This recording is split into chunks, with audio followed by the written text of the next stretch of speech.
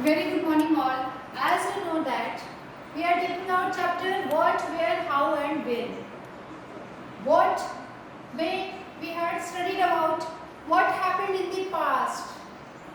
What happened in the past, what kind of people they are in the ancient history, what kind of food they used to eat, what kind of dress they used to wear, ठीक है, what kind of occupations they used to do, where में हमने क्या पढ़ा था, where these early people used to live, and we had studied about they used to live on the bank of the river Narmada, river Indus, river Ganga, है ना. They also used to live in the mountains, hills, caves areas, and they also used to live where, live near in the forest. ठीक है. Then आप ये देखोगे यहाँ पर मैंने आपको बताया था उनकी लोकेशन, मैप में उनकी लोकेशन के बारे में आपने आई हैव टोल्ड कि Sulaiman and Kirthar hill is very important. Sulaiman and Kirthar hill is very important. Why it is important? Garo Hills is very important. That is in the northeast part of the India. This Vindhya mountain, it is also very important because the first time rice was grown along the bank of this river Narmada. River Narmada के ऊपर जो Vindhya mountain है वहाँ पे first time rice grow किया गया था. Suleman and Kirthar hill में फर्स्ट टाइम एग्रीकल्चर डेवलप हुआ था. एग्रीकल्चर डेवलप नहीं हुआ था. सुलेमान एंड किरथार हिल में first time wheat and barley की खेती हुई थी. गारो हिल्स में फर्स्ट टाइम एग्रीकल्चर डेवलप हुआ था. तो ये this all places are very important. Narmada river की इंपॉर्टेंस क्या थी? Early people used to live there. What about Ganga river and its tributaries? The first biggest empire of country was developed here. That was your Magad empire. And what about Indus river and its tributaries? Here the first cities were developed. ठीक है? तो ये तो हो गई location and I have given you in the homework to do it on map. Okay? Next, name of the land. Which land? This is our country India. अब यहाँ पे हम पढ़ेंगे कि why our country name India. What is its story. Story समझो क्या है. India का नाम कैसे इंडिया आया. ठीक है. अभी तो भारत भी बोलते हैं, इंडिया भी बोलते हैं. The word India come from the Indus river. Clear. Indus river. Indus को संस्कृत में सिंधु बोला जाता है. Clear. Indus river is very famous river in ancient time. ठीक है. लेकिन संस्कृत में सिंधु बोला गया. Then when Irani and Greece people come to India, Iran और ग्रीस के लोग जब इंडिया आए, मैप में देखो कहाँ है ईरान और ग्रीस. ये देखो, ये आपका पाकिस्तान, अफगानिस्तान, इधर ईरान. ठीक है. यानी नॉर्थ वेस्ट. ये इंडिया है, ये नॉर्थ हो गया, ये वेस्ट हो गया. इंडिया के नॉर्थ वेस्ट पास से ईरान और ग्रीस जब इंडिया में आती हैं, देन तो उन्होंने यहाँ पे इंडस रिवर को देखा. ठीक है. फिर उन्होंने क्या किया, 2500 years ago they were familiar with the river Indus. वो इंडस रिवर को जानते थे, लेकिन वो इसको इंडस ना कह के they called this river Indus. Indus. Indus ना कह के they call it Hindus or Indus. और the land to this river to the east, इस river के जो ईस्ट में जो land थी that was India. Clear? Clear हुआ कैसे ये name आया? This name was derived by Indus river. Who came to India? Irani and Greece came to India. And when we see Indus river, they tell it Indus. They tell it Hindus or Indus, and the land to the east of this river was known as India. So India नाम ऐसे पड़ा था. ये है story. अब भारत कहाँ से आ गया. अब ये जो भारत नाम है, this name Bharat was used for a group of people who lived in the northwest. अब देखो हमारे यहाँ जो हमारी सबसे एंशिएंट स्क्रिप्चर है दैट वाज योर ऋग्वेदा, है ना। Rigveda is a first Veda, that was the first ancient scripture. तो उसमें क्या था, भारत का नाम ये मिला था, भारत। वो भारत का नाम ऐसे इंडिया का नाम जो था उस समय उसमें भारत लिखा गया था, जब उस समय शुरू में स्टार्टिंग में। The earliest composition in Sanskrit later it was used, और यही भारत नाम जो इंडिया कहा जाने लगा था उसी को बाद में भारत कहा जाने लगा। Clear. Next, finding out about the past. Past के बारे में हमें कहाँ से इंफॉर्मेशन मिलती है, पहले इस पिक्चर को देखो, this is a manuscript. Do you know what is manuscript? Manuscripts means manuscript. Script means written. Manu means hand, यानी hand written. ये hand written manuscript, ठीक है, हाथ से लिखी हुई है। वैसे आपकी कॉपी है तो क्या आप अपनी नोटबुक को मैन्युस्क्रिप्ट बोल सकते हो? बोल सकते हो कि नहीं? नहीं बोल सकते। क्यों नहीं बोल सकते? बोल सकते हो, क्या वो सोच के बताओ, बोल सकते हो कि नहीं? देखो मैन्युस्क्रिप्ट मीन्स होता है, क्या होता है, the writing that is written on the palm leaf or birch that is found in Himalaya. Clear? That is known as, it is known as manuscript. Clear? manuscript तो ये हो गया। अब क्या हुआ कि हमें क्वेश्चन है finding out about the past. Past के बारे में हम कहाँ से फाइंड आउट करेंगे? तो हमें मिलेगी कुछ मैन्युस्क्रिप्ट्स, ठीक है, because earliest people used to write on that palm leaf, ठीक है, it is called manuscript because it is written by hand. Clear? And I also tell you that it is written on palm leaf or on the specially prepared bark of a tree. Underline this, it is very important. Specially prepared bark of a tree known as the birch. एक special bark होता था पेड़ का, उसको तैयार किया जाता था, उसको बर्च बोलते थे, जो हिमालय में ग्रो होता था, उस पर लिखा जाता था। बट ये तो हो गया मैन्युस्क्रिप्ट। प्रॉब्लम क्या आ गई? प्रॉब्लम ये आई कि this manuscripts were eaten away by the insects. Insects इसको कभी कभी खा जाते थे, देख रहे हो ना, ये सब यहाँ से खाया हुआ है ना। तो this it was eaten by insects, some were destroyed, कुछ डिस्ट्रॉय हो जाते थे। भाई पाम लीफ ही तो है ना, तो डिस्ट्रॉय भी हो जाएगी, इंसेक्ट्स खा भी जाएंगे। लेकिन बट मेनी हैव सर्वाइव्ड, कुछ को रखा गया था कहाँ? प्रिजर्व करके, बचा करके, इन टेम्पल्स, मोनास्ट्रीज, ठीक है, इन सब जगहों पर इनको प्रिजर्व करके रखा गया था। अब क्वेश्चन है कि इन मैन्युस्क्रिप्ट्स पे क्या लिखा जाता था? इस पे लिखा जाता था all kinds of subjects, religious beliefs and practices. Religious beliefs, जो लोग धर्म की चीज़ों को मानते थे उसको उस पर लिखा जाता था। लाइफ ऑफ किंग, जो राजा होते थे, किंग्स होते थे, उनकी लाइफ के बारे में। Medicine, science, this all kinds of topics were written on manuscripts. Besides there were epics, poem, plays. इसके अलावा एंशिएंट हिस्ट्री को जानने का जो सोर्स है मैन्युस्क्रिप्ट के अलावा वो क्या था? एपिक्स। एपिक्स समझते हो ना? एक रिलीजियस बुक, ठीक है, जिसमें गॉड एंड गॉडेस की स्टोरी लिखी होती है ना। एपिक्स जैसे रामायण है, महाभारत है, this are the epics. Poems, plays, plays मतलब नाटक, तो इन सब चीज़ों ये भी मिली थी। जैसे पोएम्स में कालिदास थे, Kalidas was the ancient poet, तो उनकी जो पोएम्स होती थी उससे भी हमें एंशिएंट हिस्ट्री के बारे में, उस टाइम की जो सोसाइटी थी उसके बारे में पता चलता है। मैंने अच्छा, अब लैंग्वेज कौन सी यूज होती थी? It was written in Sanskrit, where others were written in Prakrit language. Prakrit language क्या है? Prakrit language was used by ordinary people. Clear? या तो संस्कृत या फिर Prakrit language. And Tamil, Tamil also used, ठीक है। So this three type of language were used on the manuscripts. अब दूसरा जो सोर्स है वो क्या था? This is your inscription. Do you know what is it? Inscription means writing on hard surface. ये जो वॉल है ना, ये जो वॉल है, इस पे अगर मैं कुछ लिखती हूँ, स्क्राइब करके, दैट इज खुदाई करके, एक्सकैवेट करके कुछ लिखती हूँ, this is your inscription. Writings on hard surface such as stone और मेटल। अब उस पर क्या लिखा जाता था?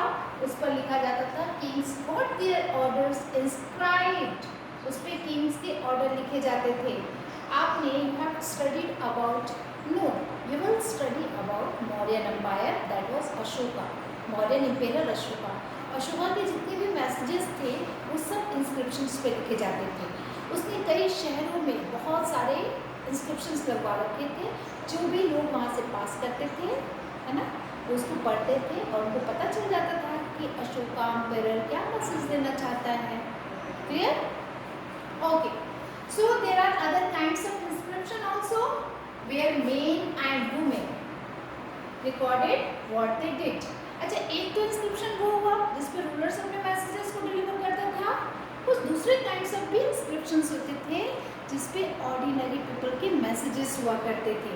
ठीक है, वो जो कुछ भी, ठीक है, where men and women recorded what they did, वो जो कुछ भी करते थे वो उस पर रिकॉर्ड कर देते थे, लिख देते थे। फॉर एग्जांपल्स, अच्छा किंग्स क्या लिखते थे? Kings often kept record of victories in battles. जो भी बैटल्स, जो भी वो फाइट करते थे उस पे उनमें जो भी उनको विक्ट्रीज मिलती थी वो इंस्क्रिप्शन पे लिख दिया करते थे। Clear? So this is inscription. Can you think of the advantage? अब इसका एडवांटेज क्या है, इसका बेनिफिट क्या है, इंस्क्रिप्शन पे लिखने का फायदा क्या है? ये जो है मैन्युस्क्रिप्ट्स की तरह इजीली पेरिश नहीं होगा, डिस्ट्रॉय नहीं होगा, इसको इंसेक्ट्स नहीं खा सकता है। ठीक है, क्यों? क्योंकि it is written on the hard surface. Clear? So this is difference between manuscripts and inscription. ठीक है, and what could have been the difficulties? ठीक है, एक क्वेश्चन है कि एडवांटेजेस क्या है इंस्क्रिप्शन पे लिखने का, और दूसरा है कि डिफिकल्टीज क्या है, प्रॉब्लम क्या है। It is very hard to write on the hard surface. Clear? तो ये मुश्किल होगा ना किसी हार्ड सरफेस पे लिखना, तो ये था। So this all are the sources to know about ancient history. चलो next, there were many other things that were made and used in the past. अब देखो एक टर्म आता है archaeologist. Archaeologist means those who study about the past. Clear? Archaeologist, underline this term archaeologist. It means they study the remains of buildings. ठीक है? Those who study the past, those who study the remains of buildings that is made of stone and brick, those who study the paintings, sculptures, they also explore. वो सिर्फ पढ़ते ही नहीं थे, वो explore भी करते थे, excavate भी करते थे. Excavate means digging under the surface of the earth. ठीक है, तो एक्सप्लोर करना, स्टडी करना, एक्सकैवेट करना, और इन सबको क्यों करते थे भाई? उनको अर्थ सर्फेस के अंदर से क्या निकालनी है? टूल्स निकालनी है, वेपन्स, पॉट्स, पैन्स, ऑर्नामेंट्स, ये सब निकलेगा जब वो एक्सकैवेट करेंगे। तो इससे क्या होगा? इससे मालूम चलेगा कि ये सब जो मटेरियल्स यूज होते थे एंशिएंट टाइम में, ये सब जो एविडेंस है वो एविडेंस क्या बताती है उस टाइम के बारे में। क्लियर? तो आर्कायोलॉजिस्ट का रोल देखो हिस्ट्री में कितना बड़ा रोल है। वो हमें एविडेंस ला के देते थे और हिस्टोरियंस उन सारे एविडेंस को स्टडी करते थे और फिर हिस्ट्री को लिखते थे। क्लियर? ठीक है, तो ये है आर्कायोलॉजिस्ट। चलो, सम ऑफ द सब्जेक्ट्स में be made of stone, others of bones, baked clay or metal. Objects that are made of hard, imperishable, can similarly survive for a long time. अब देखो जो हार्ड पे लिखी जाती थी, जैसे मैंने ये इंस्क्रिप्शन बताया ना कि हार्ड सरफेस पे लिखे जाते थे या तो स्टोन या फिर मेटल, तो ये क्या होता था? ये इम्पेरिशेबल होता था, इसको डिस्ट्रॉय नहीं किया जा सकता था और ये लॉन्ग टाइम तक सर्वाइव कर सकता था। ठीक है, आप ये पिक्चर देखो लेफ्ट साइड में, this is a pot from an old city. ठीक है, ये पॉट मिली है, जिससे क्या मालूम चलता है कि about 4700 years ago people used this kind of pots. अब इसका यूज का क्या होगा, कहाँ होगा? अपने ग्रेन्स को स्टोर करेंगे। ठीक है, आपने देखा होगा गांव में, मैंने देखा था अपने गांव में, there was a big tank. एक ही रूम में कई सारे टैंक्स रखे जाते थे मिट्टी के बने हुए। ठीक है, उसको टंकी बोला जाता था हिंदी में। ठीक है, और हमारे जो लैंग्वेज में बोला जाता था उसको बोला जाता था छोड़। छोड़ समझते हो? छोड़ मतलब इस तरह की टैंक, इस तरह की टंकी, ये तो पॉट है, छोटा सा, तो उसमें बहुत सारे ग्रेन्स भर भर के रखे जाते थे, ठीक है। तो ये क्या हुआ, तो ये 4700 ईयर्स अगो इस तरह के पॉट्स यूज होते थे। राइट साइड में देखो, एंड ओल्ड सिल्वर कॉइन, ये देखो ये कॉइन, ठीक है। आज हम लोग जो यूज़ करते हैं वो आप देखते हो ना, मेटल का जो राउंड बना होता है उसमें कौन कौन से मेटल यूज़ होते हैं जो हम लोग कॉइन यूज़ करते हैं, ये होमवर्क है, इसको बताना। प्रेजेंट टाइम में कॉइन्स में कौन कौन से मेटल्स यूज़ होते हैं, क्लियर। तो ये क्या है, about 2500 years ago this was an old silver coins used, इस तरह के कॉइन्स यूज होते थे, ठीक है। अब क्वेश्चन है, in what ways is the coin different from the ones we use today. आज जो हम कॉइन्स यूज करते हैं वो कैसे एंशिएंट टाइम से डिफरेंट है, बताओ। दोनों के मेटल्स में क्या यूज है, ये तो सिल्वर का है, एंशिएंट वाला अभी वाला कौन सा है, homework question. Next, archaeologist also look for bones. अब देखो आर्कियोलॉजिस्ट को और क्या क्या चाहिए था, क्या क्या चाहिए था, वो बोन्स ढूंढते थे, bones of animals, birds, fish, to find out what people ate. उनको मालूम करना था कि भाई लोग एंशिएंट टाइम में खाते क्या थे, बर्गर पिज्जा तो खाते नहीं थे, तो क्या खाते थे, एनिमल्स, बर्ड्स, बोन्स। जब वो एक्सकैवेट करते थे तो उनको और सर्फेस से ये सब मिलती थी, इससे मालूम चलता था कि इस तरह के एनिमल्स के बोन्स जो भी खाते थे, ठीक है, वो ये सारे एनिमल्स होते हैं वो एंशिएंट टाइम में मिलते थे, उनका यूज होता था, लोग उसको खाते थे, ठीक है। फिर आगे है सीड्स। अब देखो कुछ सीड्स मिली है, सीड्स ऑफ ग्रेन और piece of wood have been burned, they survive in a, ठीक है। Do you think cloth is found frequently by archaeologist. देखो अब ये कुछ इस तरह के ग्रेन्स मिले, उसकी सीड्स मिली। आप कहोगे कि मैम इतने साल पहले 2500 years ago, 3000 years ago grains कैसे मिल सकती है, उसके सीड्स क्या अभी तक इतने साल पहले अभी तक रखे होते थे, है ना। तो देखो वो जो ग्रेन्स मिलते थे वो बर्न्ड होते थे, जले हुए होते थे, ठीक है। तो जब एक्सकैवेट किया जाता था, लेयर्स के नीचे जब निकलती थी चीज़ें, तो पता चलता था कि इस तरह की जो सीड्स हैं वो उस समय 3000 ईयर्स अगो लोग यूज़ करते थे। तभी तो पता चला ना कि जो सुलेमान एंड किरदार हिल है नॉर्थ वेस्ट में, है ना, मैंने आपको बताया था ना कि फर्स्ट टाइम वहीं पे व्हीट एंड बार्ली यूज़ हुआ था। राइस कहाँ पे मिला था, विंध्या माउंटेन के आसपास। क्यों, क्योंकि उस एरियाज में ही राइस के जो थे वहाँ पे उसके एविडेंस मिले हैं, क्लियर हुआ। तो आर्कियोलॉजिस्ट को ये सारी चीज़ें हिस्ट्री को ढूंढने में, जब वो साइट पे जाके ढूंढते थे तो उनको ये सारी चीज़ें मिलती थी, जिससे हमें एंशिएंट हिस्ट्री के बारे में मालूम चलता है। So we can say that this are the sources to know about the ancient history. Next, historians, that is scholars who study the past, often use the word source. अब ये जो word है source, it is very important, clear। इसको आप underline कर रहे हो। Source means the information found from manuscripts. देखो ये सोर्सेस है, मैन्युस्क्रिप्ट्स, इंस्क्रिप्शन एंड आर्कियोलॉजी, ये 3 काइंड्स ऑफ सोर्सेस होती है एंशिएंट हिस्ट्री को समझने का। मैन्युस्क्रिप्ट समझ लिए, जो कि वही पाम लीफ पे और बर्च पे लिखी जाती थी। इंस्क्रिप्शन समझ लिए, जो स्टोन्स और हार्ड मेटल्स पे लिखी जाती थी। आर्कियोलॉजी समझते हो ना, आर्कियोलॉजी क्या है, जितनी भी बिल्डिंग्स की रिमेन्स हैं, जो पेंटिंग्स हैं, स्कल्पचर्स हैं, टूल्स हैं, पॉट्स हैं, ऑर्नामेंट्स हैं, ये सारी चीज़ों को, इन सब चीज़ों से हमें एंशिएंट हिस्ट्री को जानने को मिलता है। So this is called source, clear, okay. Once source are found, अब देखो जब सोर्स मिल जाती है, learning about the past becomes an adventure.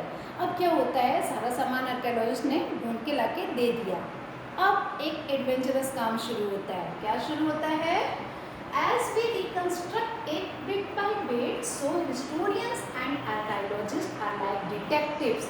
अब काम शुरू होता है हिस्टोरियंस का, और हिस्टोरियंस उन सब सारे एविडेंस को पढ़ते हैं, ठीक है, समझते हैं कौन कितने ईयर्स पहले का है, और वो सारी चीज़ें क्या बताती हैं, वो धीरे धीरे लेयर बाय लेयर उन सारी चीज़ों को समझते हैं, और फिर वो use all this sources like clues.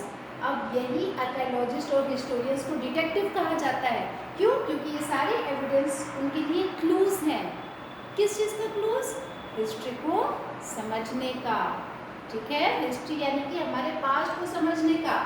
खत्म। अब हमारा लास्ट टॉपिक है वन पास्ट और मेनी। एक ही पास्ट आवर पास्ट, पास्ट में एस लगा हुआ है तो ये तो प्लूरल फॉर्म हो गया। तो पास्ट हम किसी एक के बारे में तो पढ़ नहीं रहे हैं, या तो बहुत सारे पास्ट है ना। पास्ट से लिखा हुआ है ना, we have used the word past to draw attention to the fact that past was different for different groups of people.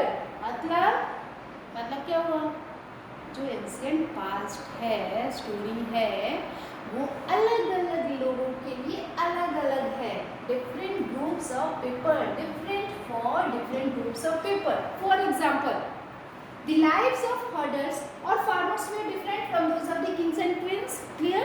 Farmers की लाइफ किंग्स की लाइफ से डिफरेंट है, तो दो अलग अलग पास्ट हो गए, दो अलग अलग स्टोरीज हो गई। द लाइफ ऑफ मर्चेंट्स में different from those of the craft persons. Craft person समझते हो ना, जो क्या क्राफ्ट पर्सन किसको कहते हैं, जो हाथ से काम करते हैं, है ना, हैंडमेड चीज़ बनाते हैं, तो वो लोग की लाइफ मर्चेंट की लाइफ से डिफरेंट होगी। तो एक पास्ट तो है नहीं, बहुत सारे पास्ट है। आपको पता ही है कि हिस्ट्री मीन्स, हिस्ट्री केवल एक रूलर्स, किंग्स और क्वीन की अचीवमेंट नहीं होती है। हिस्ट्री सिर्फ उनकी स्टोरी नहीं होती है, बल्कि history is not only the story of educated people, history is also the story of uneducated people, illiterate people like farmers, craft persons, merchants. समझ गए ना? So as is true even today, people follow different practices and customs in different parts. Next, for example, today most people living in Andaman Island. अभी अंडमान निकोबार पहुंच जाओ, ठीक है? कहाँ पे ये अंडमान निकोबार कहाँ है? बे ऑफ बंगाल में है, एक आइलैंड है अंडमान निकोबार। वहाँ पर जब जाओगे तो देखोगे कि वहाँ के जो लोग हैं वो क्या करते हैं, फिशिंग करते हैं। अभी भी मॉडर्न पीरियड चल रहा है ना, मॉडर्न इंडिया में अभी भी वो फिशिंग करते हैं, हंटिंग करते हैं, कलेक्टिंग फॉरेस्ट प्रोड्यूस। आज भी देखो ट्रैवल एरियाज में लोग क्या करते हैं, हम लोग इतने डेवलप्ड हो गए ना, हम लोग अपने जो हमारी जो स्पेस क्राफ्ट्स है वो कहाँ कहाँ जा रही है, कहाँ जा रही है, मार्स पे जा रही है, मून्स पे जा रही है, मून पे जा रही है ना। लेकिन आज भी हमारे देश में फिशिंग, हंटिंग और ये सारे काम आज भी ट्राइबल पीपल करते हैं, ठीक है? तो इससे क्या समझ रहे हो, ये सारे differences such as this existed in the past as well, वो उस समय भी थी, आज भी है ना? Besides, there is another kind of difference. We know a great deal about kings and the battles they fought because they kept record of their victories. Clear हुआ? तो ये वही चीज़ें जो मैंने पीछे बताई थी। अब एक क्वेश्चन है, what do dates mean? Dates का मतलब क्या होता है? देखो बेटा, एक चीज़ बहुत ध्यान से समझ लेना, this is the base of your history, dates, क्योंकि एंशिएंट हिस्ट्री पढ़ लो तो इम्पोर्टेंट है। देखो ये BC है ना, इसको मार्क कर लो और एक जगह आप देखोगे AD मिलेगा, ये BC है, एक जगह AD मिलेगा, देखना कहाँ पे AD मिलेगा। BC मीन्स होता है before Christ. I have send you a date line, मैंने आपको डेट लाइन आपको भेजी है, आपको नहीं भेजी है, ठीक है? क्लास 6 में पिछले साल भेजी थी मैंने आपको। मैं एक डेट लाइन भेजूंगी, डेट लाइन नहीं बोलते, टाइम लाइन बोलते हैं, जिसमें एक टाइमलाइन होती है जिसमें BC और AD क्या होता है हिस्ट्री को समझने का, उसके बारे में पूरी डिटेल है। वो समझ गए, यानी BC समझ गए, AD समझ गए, पूरी हिस्ट्री समझ गए, तो डेट्स को समझना बहुत इजी हो जाएगा। क्लियर? अब देखो BC मीन्स, अब ये तो बता ही दिया मैंने, बिफोर क्राइस्ट, ठीक है? अब जैसे मान लो एक एग्जाम्पल, अभी क्या चल रहा है, 21st सेंचुरी है ना, यानी कि 2021 चल रहा है ना, तो 2021 को क्या बोलते हैं, 21वीं सदी बोलते हैं, 21 सेंचुरी बोलते हैं। तो 21वीं सदी तो ये चल रही है, तो कभी तो ऐसा टाइम हुआ होगा ना जब जीरो से कहानी शुरू हुई होगी, तो जीरो से 2100 चल रही है, यानी 2000 साल तो ऐसे ही हो गए। तो क्या जीरो से पहले कोई ईयर्स नहीं होता होगा ना, तो जीरो से पहले जितने भी ईयर होते थे ना, उसको क्या बोलते थे, BC, और जीरो के बाद वाले जितने भी ईयर्स हैं उसको बोलते हैं AD। क्लियर हो गया? AD और BC। मैं आपको इसका एक वो भेज दूंगी, डेट लाइन, बस ये आपका चैप्टर होता है यहाँ खत्म। लेटर्स विथ डेट्स में क्या पढ़ोगे?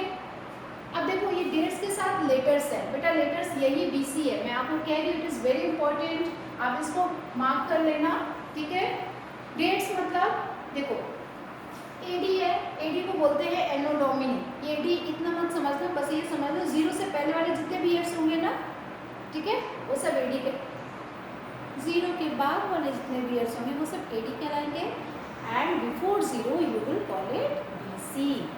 क्लियर हुआ? ठीक है। जैसे 2021 AD है ना। अब कहोगे कि मैम 0 से पहले वाले जो ईयर्स थे, जैसे जैसे you can say what you will say yes, Indus valley civilization, Harappan civilization. Harappan civilization में आप देखोगे 2300 BC लिखा होता है ना, 2300 BC। तो बेटा 0 के पहले 2300 BC, और हमने कहा था कि हमारा अभी जो टाइम पीरियड है ये तो 2100 चल रहा है, 2100 प्लस 2300, तो दोनों को मिला दो तो 5000 ईयर्स अगो की कहानी बन गई। तो डेट्स हमें क्या मालूम चलता है कि ये स्टोरी कितने पहले की है। क्लियर? समटाइम्स CE, अच्छा देखो AD को CE भी यूज होता है, और बस AD को CE की तरह भी हम यूज करते हैं। Clear? Find 2 dates mentioned on page 3. Which set of letters would you use for them? अब एक लास्ट है elsewhere। अब ये elsewhere क्या है? We have seen that inscription are inscribed on hard surface। देखो बेटा, जब आप inscriptions पे देखते हो, inscription समझते हो ना, ये this is your inscription, this is inscription। Clear? Hard surface पे जब आप कुछ लिखते हो तो ये सारे क्या है, लेटर्स हैं, इसके साथ कुछ पिक्चर्स भी बनी मिलेंगी आपको, ठीक है। अब जो पिक्चर्स हैं, ठीक है, we have seen that inscription are inscribed on hard surface. All inscriptions contains both scripts and language. मतलब इंस्क्रिप्शन पे आपको स्क्रिप्ट्स भी मिलेगी एंड लैंग्वेज भी मिलेगी। अब स्क्रिप्ट्स का मतलब क्या होता है? स्क्रिप्ट्स मतलब writing, language means medium, a medium of communication, ठीक है। तो how do scholars understand what was inscribed? अब स्कॉलर्स को कैसे मालूम चलेगा कि एंशिएंट न्यूमिया में जो इंस्क्रिप्शंस था उस पर क्या लिखा हुआ था? बेटा कैसे मालूम चलेगा? इट इज वेरी डिफिकल्ट ना। अब क्या हुआ, तो उन सारे स्क्रिप्ट्स और लैंग्वेजेस को समझने के लिए जो इंस्क्रिप्शंस पे लिखे जाते थे, उस प्रोसेस को कहा जाता है decipherment. Decipherment is very important term in history. Decipherment means clear करना, डेसिफर करना। क्या? the languages, the scripts used on that inscriptions, it is known as decipherment। अब देखो P के लिए ऐसा लिखा जाता था, T के लिए ये, O के लिए ये, L for loin, इस तरह से सिंबल्स यूज किए जाते थे।